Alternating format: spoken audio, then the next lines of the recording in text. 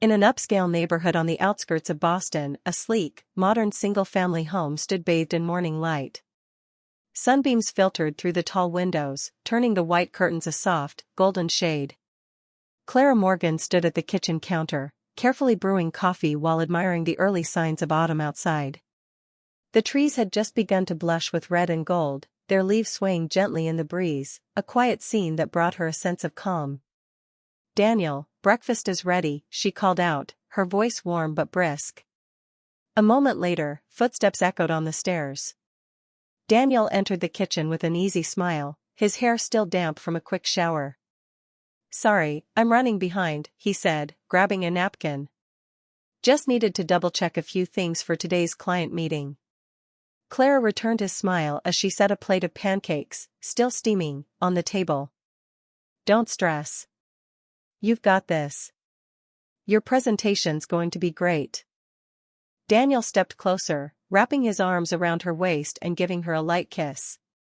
As a sought-after architect, he was always juggling big projects. Lately, Clara had been making waves of her own as an interior designer. The two often found their talents naturally intertwined. "What time do you think you'll be home tonight?" Clara asked, pouring fresh coffee into his mug. "I'll try to make it back early," Daniel said, giving her hand a gentle squeeze. "Our anniversary's only a week away." He paused, tilting his head slightly. "Is there anything special you want to do?" Clara smiled and shook her head. "A nice dinner is enough. Just the two of us." They had learned, as they neared 5 years of marriage, that it was the little things, shared meals, quiet evenings, that meant the most. Especially to Clara, who had grown up watching her parents' complicated relationship unfold over time. Later, after breakfast, Clara paused in the living room before heading to her home office. She straightened a photo frame almost without thinking. It held a picture of her father, Thomas, beaming with pride on her college graduation day. He had died suddenly of a heart attack 5 years ago, and the ache of his absence still caught her off guard sometimes. Next to it was a photo of her mother, Margaret, a former nurse who had always insisted on being helpful. But Clara had long suspected that behind her mother's good intentions lay a craving for acknowledgement, an unspoken need to feel important. Sighing, she picked up her phone. 3 missed calls, all from Margaret. Her mother had been reaching out more often lately, especially since Thomas's death. Maybe it was loneliness. Maybe it was something else. Either way, Margaret had been dropping by more frequently, and Clara wasn't quite sure how to feel about it, especially given how overly sweet her mother had been toward Daniel. "Sorry, Mom. I'll text you now," she murmured, tapping out a quick reply. That afternoon, while finalizing a design proposal for a new client, the doorbell rang. Clara frowned, not expecting anyone. She opened the door to find Margaret standing there with a bright smile. "Surprise! I was in the neighborhood and thought I'd pop in," she chirped. Caught off guard, Clara masked her reaction and stepped aside. "Hi, Mom. You should have called first." "Oh? Am I intruding? Am I bothering you?" Margaret's tone was light, but there was an unmistakable edge beneath it. "It's not that," Clara began, but Margaret was already drifting toward the living room. "Where's Daniel?" she asked, as if that were the reason she'd come all along. "Where's Daniel?" Margaret asked casually as she eased into the couch. Clara caught the unmistakable flicker of expectation in her mother's expression. "He'll be home late today. He's giving a final presentation for a big project," she replied, turning back toward the kitchen. "Oh, that's a shame," Margaret sighed, her tone laced with disappointment. "Don't you think he's working too much?" "I worry about his health." Clara didn't answer right away. She quietly set about making coffee, the sound of the brewing machine filling the silence between them. Her mother's concern for Daniel often tiptoed past the line of ordinary care. There had been subtle touches on his shoulder, carefully cooked meals with his favorite ingredients, too thoughtful, too tailored. As if reading her own cue, Margaret added, "By the way, your anniversary's coming up, isn't it?" "Next week," Clara said. "Are you two doing anything special?" We're planning a dinner, Clara answered, keeping her tone neutral. Just the two of us, she added, the emphasis unmistakable. Margaret's smile faltered, her face tightening ever so slightly. I see. That's lovely. A lull settled between them until Clara's phone lit up with a message. She glanced at it, and her face immediately softened. Daniel, presentation went well. Got the contract. Let's celebrate tonight, made a reservation. Picking you up at 7. Love you. A genuine smile curved Clara's lips. Good news? Margaret asked, noticing the shift in her daughter's mood. Yes. Daniel's project was a success. Margaret stood and reached into her handbag. Actually, I brought something for you both. An early anniversary gift. Clara blinked, caught off guard. Gifts from her mother were rare, and giving one ahead of time? Almost unheard of. Go ahead, open it, Margaret urged. Inside the neatly wrapped package was a small bag of high-end coffee beans, Blue Mountain, rich and notoriously pricey. Mom, this is expensive, Clara said, eyebrows lifting. You deserve to indulge now and then. I'm always grateful to both of you, Margaret replied with a soft voice, though her eyes carried something else. A flicker of intensity. That evening, as she and Daniel shared dinner at a quiet, upscale restaurant, Clara finally brought it up. Mom's been acting off lately, she said, gently stirring her wine. Especially when it comes to you. Daniel reached across the table, taking her hand. She's lonely, Mel. Since your dad passed, her whole world got smaller. I know. But some of the things she says, or does, they don't feel right. Her behavior seems unnatural. Daniel nodded, choosing his words carefully. We'll support her, but we also need to keep boundaries clear. The next morning, sunlight spilled into the kitchen, catching the golden embossed label on the Blue Mountain coffee bag. Clara stared at it for a moment, then walked over and picked it up. It felt oddly light in her hand. Something wrong? Daniel asked between bites of toast. Don't you think this coffee seems strange? Clara turned the bag over slowly. I mean, Mom's always been frugal. Then suddenly, she gives us something this expensive? Daniel shrugged. Maybe it's just a thoughtful gift. She did say it was for our anniversary. I know, but, Clara trailed off, her instincts tightening into a knot. She's been asking about you a lot lately. And she's been showing up more often. Daniel offered a small, understanding smile. She lost her husband. And now she's alone. Clara inhaled deeply. She understood, truly, but something about her mother's recent behavior nagged at her. And when Margaret looked at Daniel, there was a kind of heat in her eyes that didn't seem maternal. I'm going to open it, she said, more to herself than to Daniel. Carefully, she peeled back the seal. It had clearly been opened before, cut cleanly and resealed. A strong, luxurious aroma drifted out. Smells good, Clara murmured, lifting a few beans to examine them. What are you looking for? Daniel asked, watching her with mild concern. I'm not sure, but something's off. She turned the beans in her hand. At first glance, they looked fine. But under closer scrutiny, she noticed some of them had a faint, white, powdery residue. Coffee beans were usually slightly oily, not powdery. Daniel, look. She handed him a few. He slipped on his glasses, his eyes narrowing as he turned the beans over in his fingers, architect-trained eyes noticing the tiny details.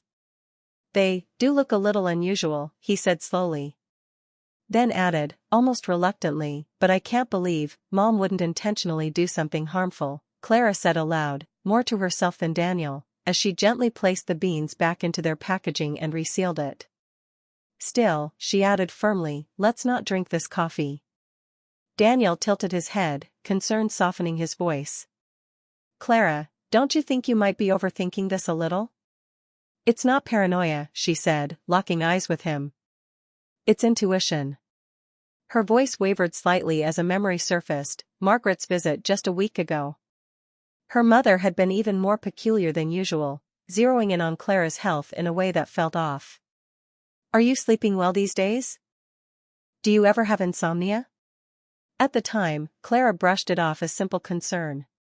Now, it struck her as something much stranger. "Daniel, remember how Mom kept asking me about my health? Especially my sleep?" Daniel squinted, thinking back. "Yeah, and during dinner, she said something like, 'You look tired.'"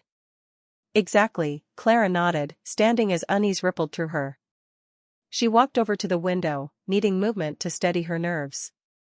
"And it's not just what she says, it's how she looks at me. Like she's hoping I'll admit something's wrong." "Clara, and the way she looks at you," she said, spinning around suddenly to face him. Her voice lowered, more serious now. "When I stepped away to use the bathroom, my friend Vanessa said Mom didn't take her eyes off you. Not even once." Daniel's lips parted, but he didn't speak. He had noticed something odd in Margaret's gaze before, a warmth that felt too lingering, too personal. "Mom's coming over again tomorrow," Clara said, her tone resolute. "It's our chance to find out the truth." She lifted the coffee package. "We'll use this." Daniel looked startled. "Wait, if there is something in there, wouldn't that be dangerous?" "It's fine. I'm not giving it to her yet," Clara assured him. "I'll have it tested first. Rachel works in a lab, she can analyze it discreetly." That night, Clara carefully placed a sample of the beans into a small airtight container and texted Rachel, explaining the situation briefly. By morning, Rachel had replied. "Rachel, Clara, these coffee beans aren't normal. I'll explain in detail later, but we found significant traces of sleep medication and anti-anxiety drugs." Clara's hands went cold. Her instincts had been right all along. Whatever Margaret was planning, it wasn't innocent. And now Clara needed answers. The next afternoon, she stood in the living room, peeking through the window. Margaret would be arriving any minute. Her eyes flicked over to the kitchen counter, where 2 coffee cups sat waiting, the blue mug she always used, and the red one, Margaret's preferred cup. Her stomach tightened with anxiety. "You sure about this?" Daniel asked quietly from behind her. He had come home early, just for this. Clara turned to him, voice low but unwavering. "There's no other way. If Mom's really... I have to know." Daniel placed a reassuring hand on her shoulder. "I'm right here. If anything happens, I'll step in immediately." The doorbell rang. They exchanged a tense glance. Clara inhaled deeply and walked to the door. Margaret stood there, wearing slightly more makeup than usual and a new scarf looped stylishly around her neck. "Clara, hello," she beamed, her eyes flitting quickly past her daughter, scanning the hallway behind her. "Hi, Mom. Glad you made it," Clara said calmly, stepping aside. "Daniel's in the living room." At that, Margaret's smile widened noticeably. "Oh, lovely. He's home early today." Daniel stood as she entered, offering a warm greeting. "Hello, Margaret. How are you?" "I'm very well," she replied, practically glowing. "You're home a bit early, aren't you?" "It's a special day," Daniel said, sharing a look with Clara. "Our anniversary is coming up." "Yes," Clara added, stepping in, "and speaking of that," she held up the coffee package. "I was just about to brew the coffee you gave us." Margaret's expression stiffened for the briefest second. "Oh, is that so?" she said, recovering with a quick smile. "Yes. Such a thoughtful, premium gift," Clara replied. "We should enjoy it together." She turned toward the kitchen. "Please, make yourself comfortable. I'll bring it right out." Behind the calm tone, her heart was thudding. In the kitchen, Clara reached for the coffee pot she had prepared earlier, not with the suspicious beans, but with regular coffee, brewed from the sample Rachel had tested. The same harmless, already analyzed batch. Clara returned to the kitchen and quietly poured the coffee. Into the red cup, her mother's favorite, she poured the brew made from Margaret's original beans. For herself and Daniel, she used the safe, lab-tested coffee. When she stepped back into the living room, the tension hit her immediately. Daniel and Margaret sat in an uncomfortable silence, both pretending to be at ease but clearly anything but. Clara set the tray on the coffee table and handed out the cups. She placed the red one carefully in front of her mother with a practiced smile. "Your favorite red cup, Mom." Margaret hesitated before accepting it. "Thank you, Clara," she said softly. They each picked up their coffee cups. Clara and Daniel took small sips. Margaret stared into hers, not drinking. "What's wrong, Mom?" Clara asked casually. "Too hot?" "No, it's just right," Margaret replied, though her hand didn't move. Clara took another sip. "The coffee you brought has a really rich aroma. It's a special blend, isn't it?" At that, Margaret finally lifted the cup and took a careful, almost hesitant sip. "Yes, it's special," she murmured. The conversation drifted, meandering through small talk, weather updates, neighborhood chatter. But Clara kept her focus narrowed, watching Margaret closely. Her mother's cup remained nearly full. Then, out of nowhere, Margaret switched the subject. "By the way, Clara," she said, her voice oddly tight, "have you made dinner reservations for your anniversary yet?" "Yes," Clara replied. "Daniel found us a lovely restaurant." "I see." Margaret paused, eyes fixed on the table. Then her tone shifted. "Was the coffee delicious?" Clara's heart jumped. This was the moment she'd been waiting for. "Actually," she said slowly, "I haven't had any yet." Margaret blinked, confused. "You're drinking it now." Clara held her mother's gaze. "I had the coffee beans tested." Margaret froze.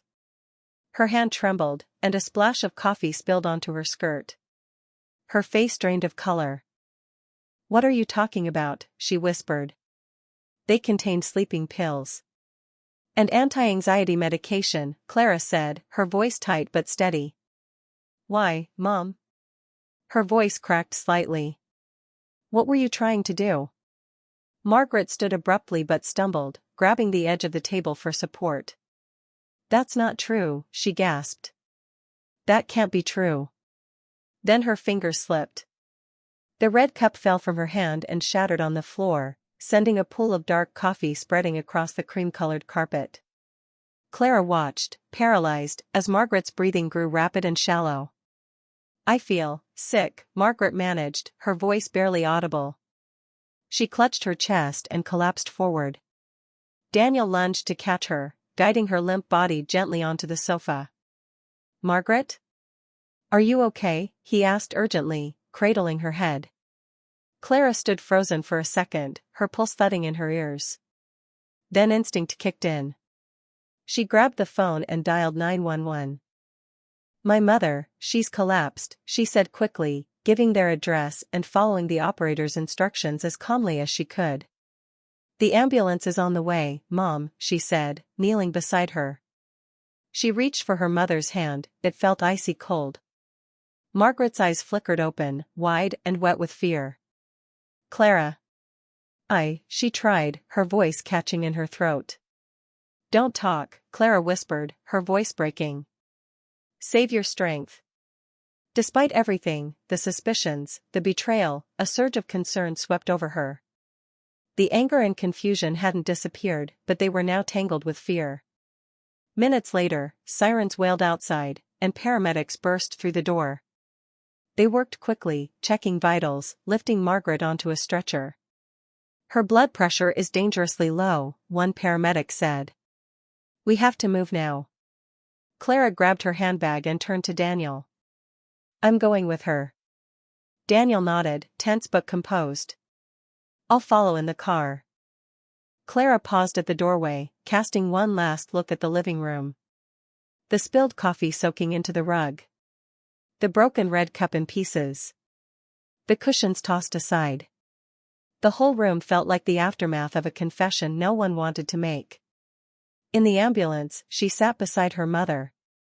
Margaret's face was pale and twisted with pain, her breathing shallow.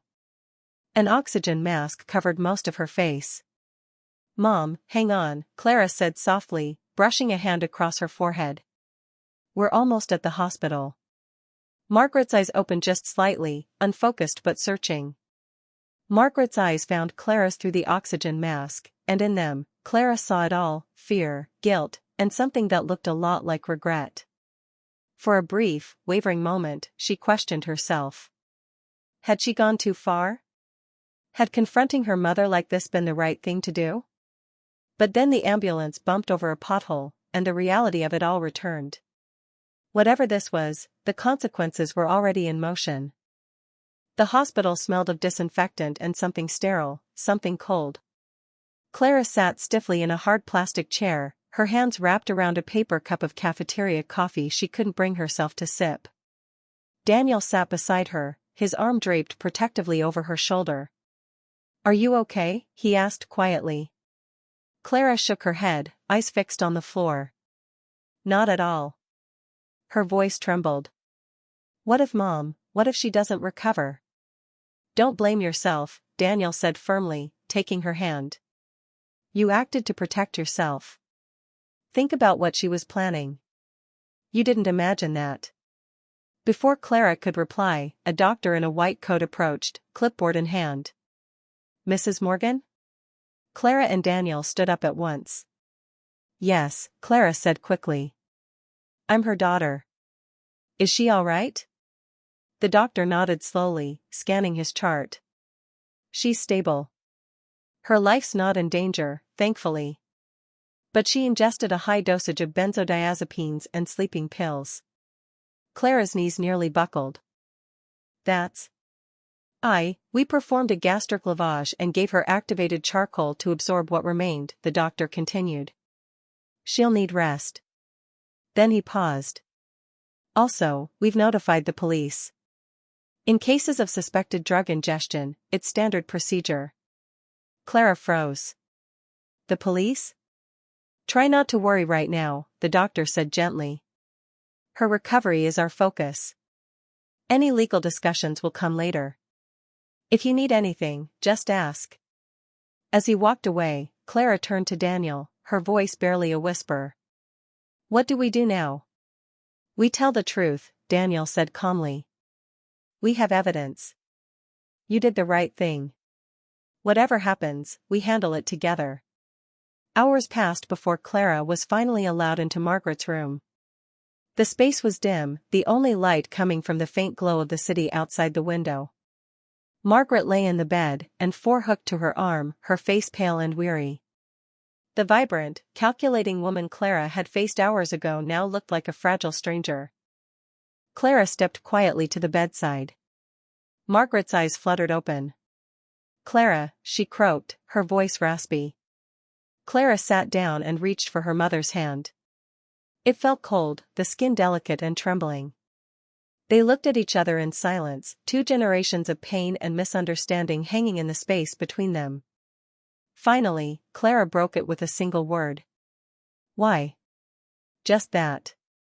But it carried everything: hurt, betrayal, confusion, a longing for clarity. Margaret turned her face away, gazing out the window.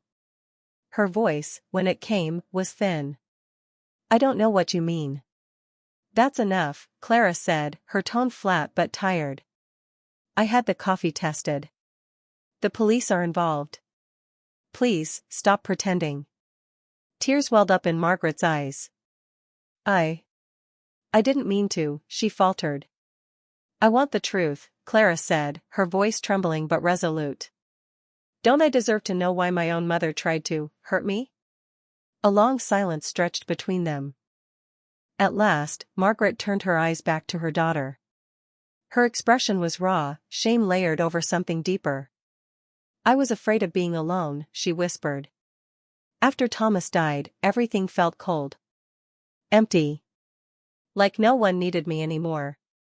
Clara's throat tightened. "So you drugged me," she said, voice rising, sharp with pain. "You tried to hurt me because you felt lonely?" "I wasn't trying to hurt you," Margaret cried, suddenly desperate.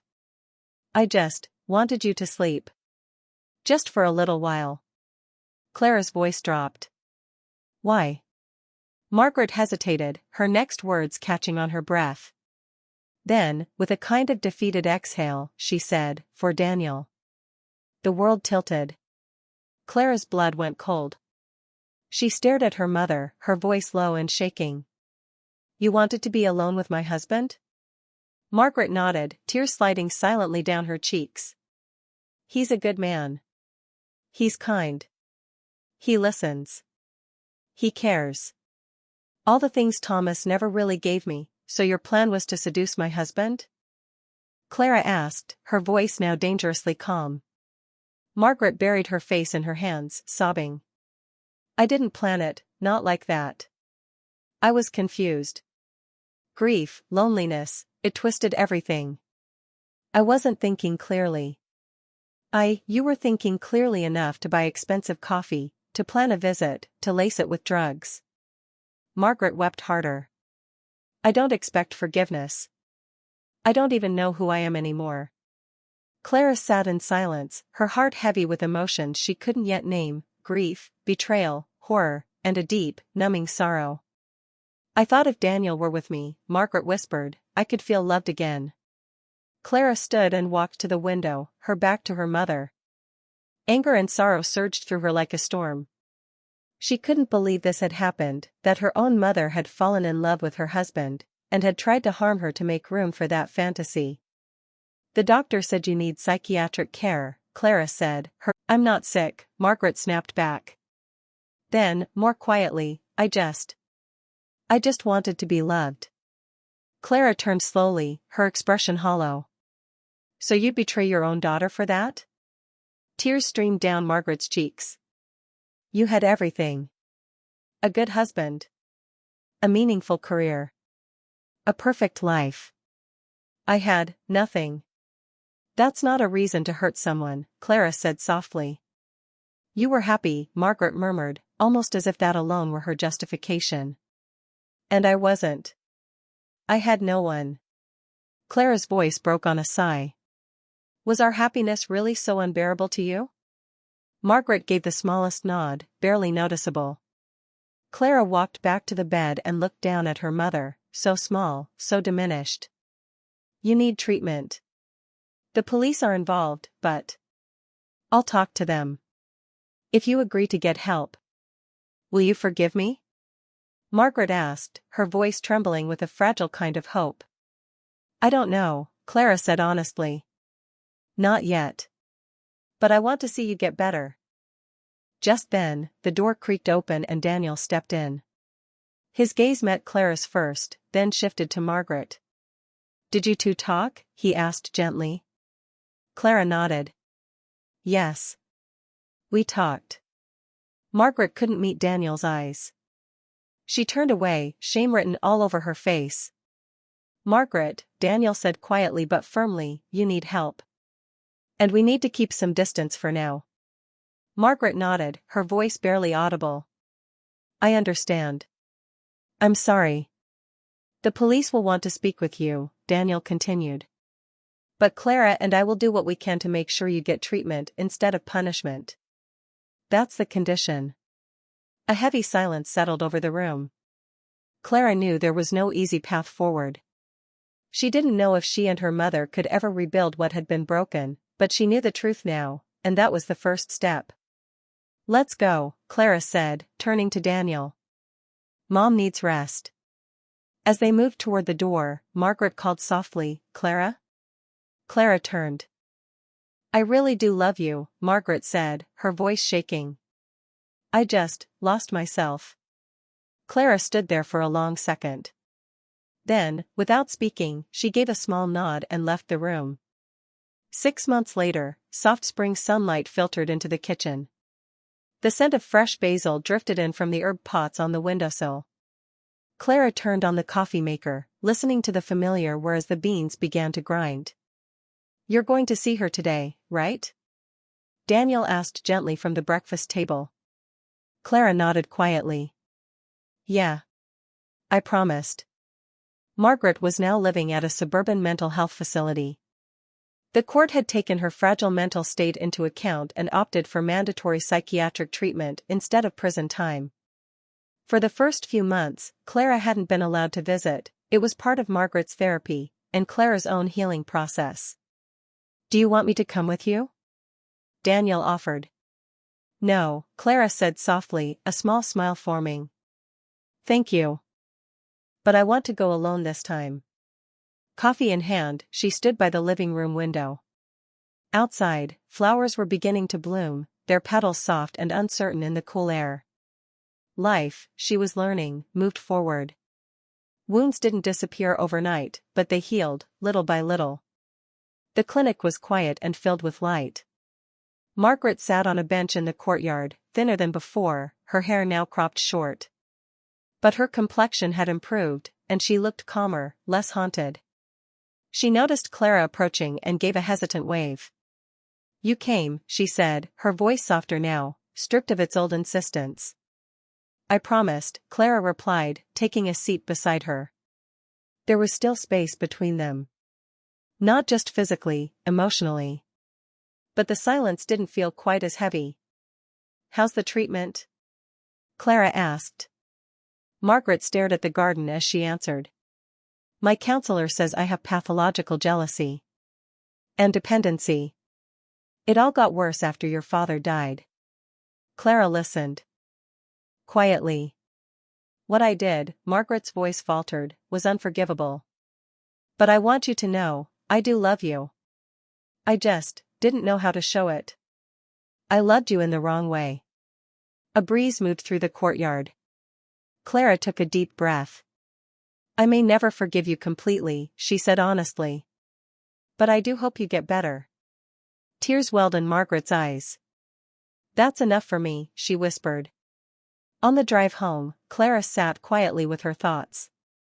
Complete forgiveness would take time. Maybe years. Maybe it would never fully come. But she had faced the truth. And she was still standing. When she walked through the front door, Daniel looked up from his desk. "How was it?" he asked. Clara paused, then smiled softly. "More peaceful than I expected." Daniel stood and wrapped his arms around her. "You're strong," he said simply. That night, they sat on the porch, gazing at the stars. Clara leaned into Daniel's shoulder, the cool night air brushing gently against her skin. "What do you think a real family is?" she asked quietly. Daniel thought for a moment. "Not just blood," he said. "Family is where people understand each other. Respect each other.